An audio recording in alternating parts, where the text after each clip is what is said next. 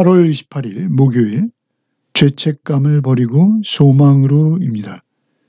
시편 130편은 고난 중에 자신의 죄악을 회개하며 하나님의 용서와 구원을 바라고 있는 시편입니다. 이 시편은 간략하지만 성경의 가장 소중한 핵심 주제인 인간의 처지와 하나님의 일방적 은혜로서의 속죄의 필요성을 잘 드러내고 있습니다.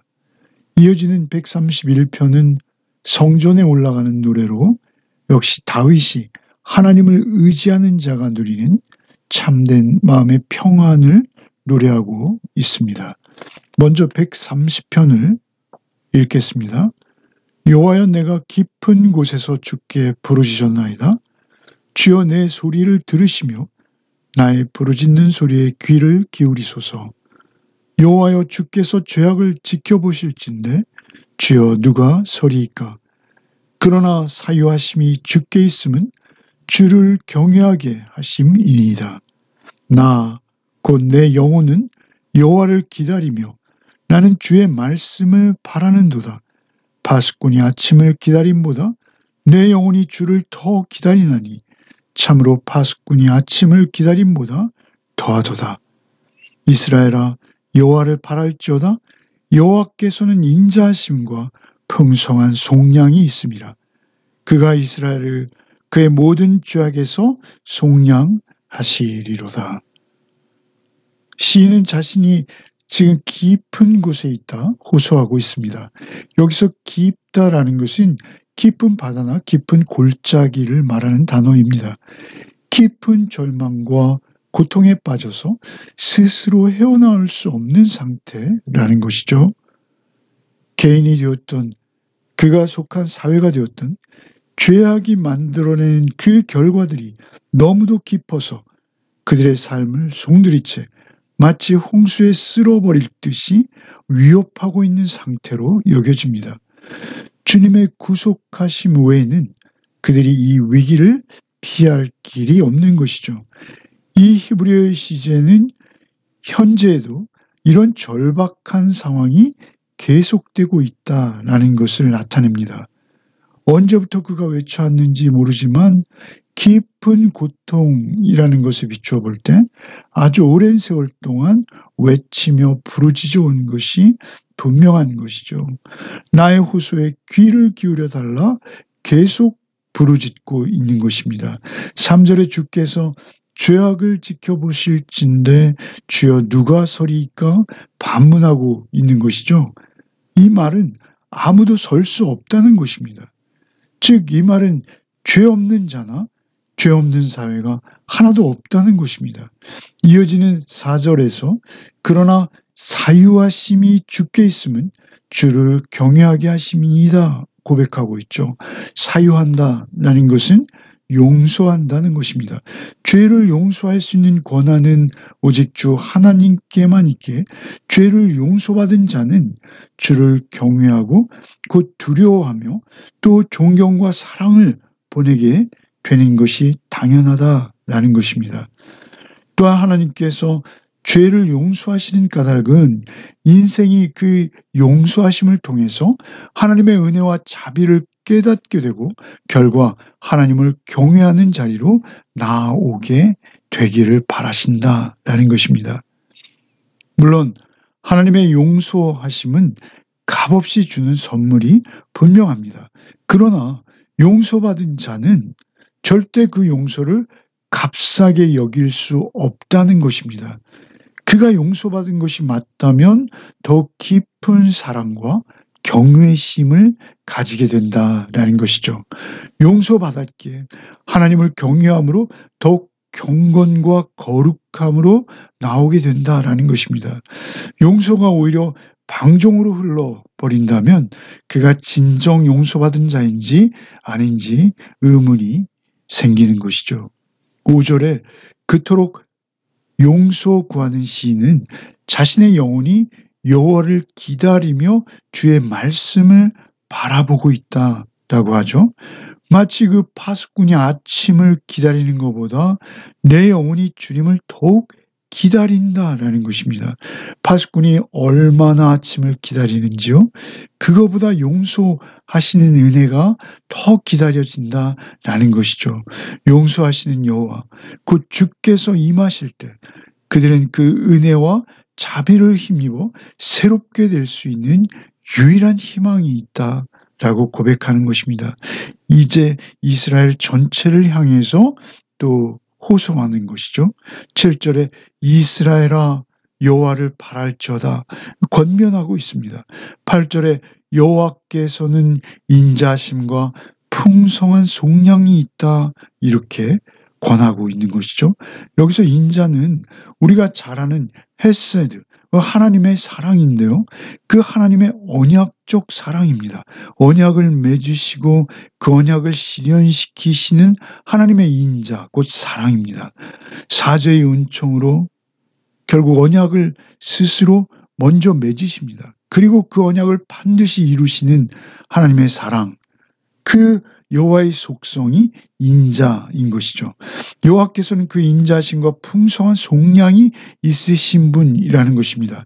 여기서 속량은 죄 팔려버린 이스라엘에게 그 값을 치르고 다시 구원해 내시는 은혜를 베푸시는 그 행위를 나타내는 단어입니다.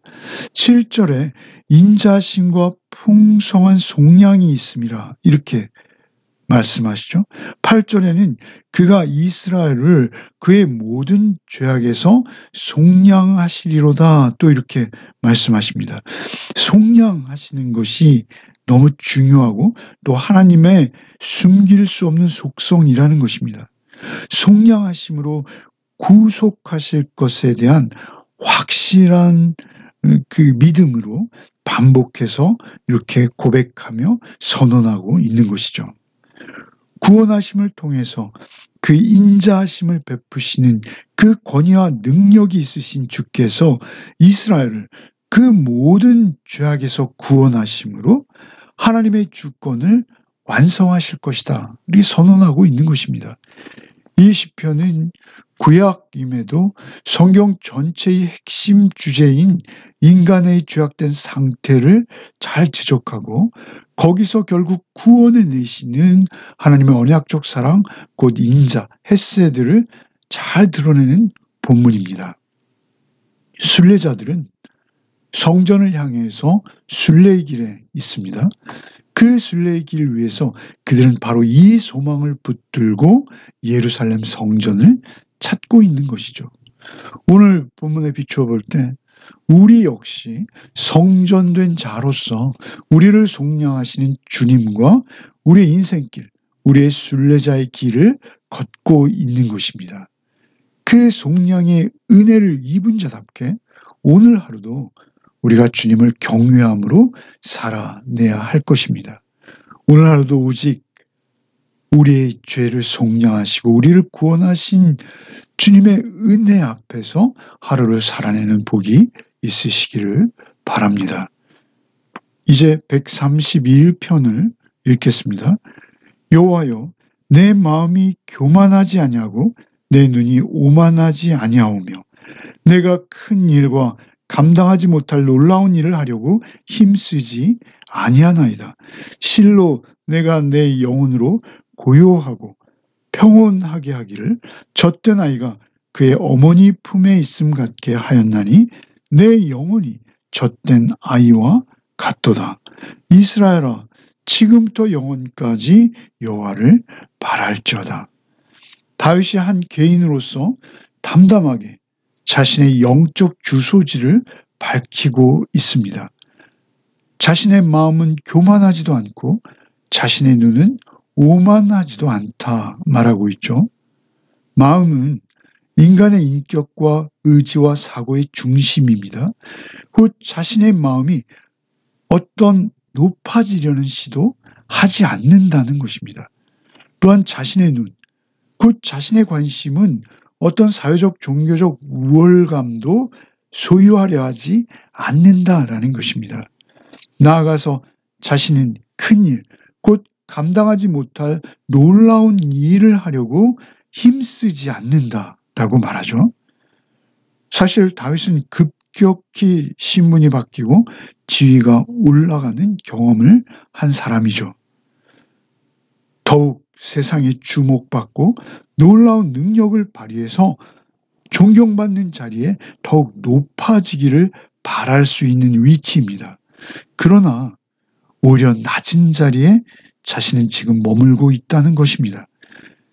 인간의 가장 근원적인 문제는 무엇입니까? 자기 자랑과 욕망을 따라 오를 수 없는 헛된 망상을 쫓다가 평강도 안식도 없이 스스로 비참하고 초조한 삶을 사는 것이 인간의 문제입니다. 더 강해지고 더 높아져서 존경받고자 하는 것이 인생의 목적이 되어버린 자들이 얼마나 많습니까? 그런데 다윗은 스스로 내려가서 섬기는 자의 자리에 섰다라는 것이죠. 성경이 일러주는 성도의 자리는 겸손하고 항상 낮아지는 자리가 분명합니다. 예수께서는 이방인의 임금은 너희를 주관하려고 하나 너희 중에 큰 자는 오히려 낮아져서 섬기는 자리에 있는 자다라고 말씀하셨습니다. 그렇게 말씀하셨을 뿐만 아니라 몸소 그러한 삶을 살아내신 것이죠. 근본 하나님의 본체시나 하나님과 동등됨을 취할 것으로 여기지 아니하시고 오히려 자기를 비워 종의 형체를 가지신 분이 주님이십니다. 하나님과 사람들 앞에서 오히려 낮아지며 겸손해지는 것이 하나님 앞에서 오히려 인정받는 길이라는 것이죠.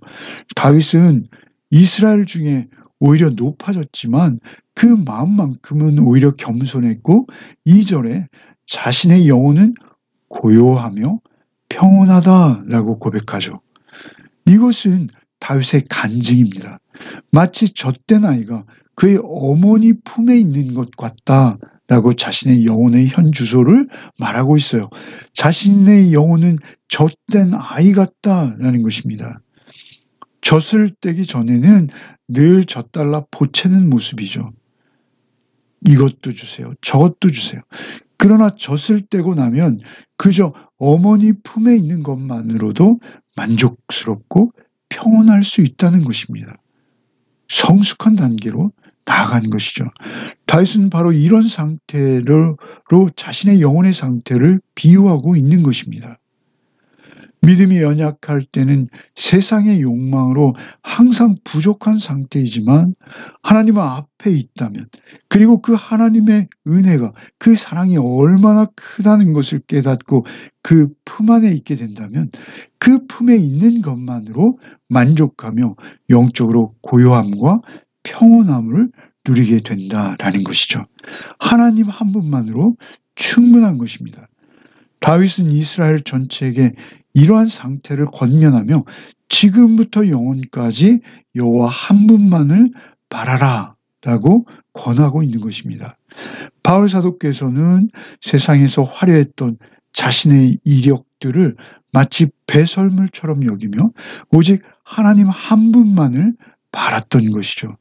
다윗도 그렇죠. 다른 어떤 것보다 하나님의 성전 문지기로 있는 것을 사모했던 다윗이죠. 오늘도 우리가 세상을 살아낼 때 섬김을 받기보다 섬기는 자로 하루를 살아내는 복이 있으시기를 바랍니다. 기도하겠습니다. 주님, 우리의 죄를 용서하시고 우리를 속량해 주신 은혜를 기억하며 오늘도 주님 앞에 겸손히 살아내는 하루가 되기를 소원합니다. 젖된 아이와 같이 주의 품 안에서 만족과 평안을 누리며 주님 한 분만으로 충분합니다를 고백하는 하루가 되기를 원합니다. 오늘도 오직 나를 구원하신 주님과 온전히 동행하는 하루가 되게 하여 주시옵소서. 예수 그리스도 이름 받들어 기도하옵나이다. 아멘.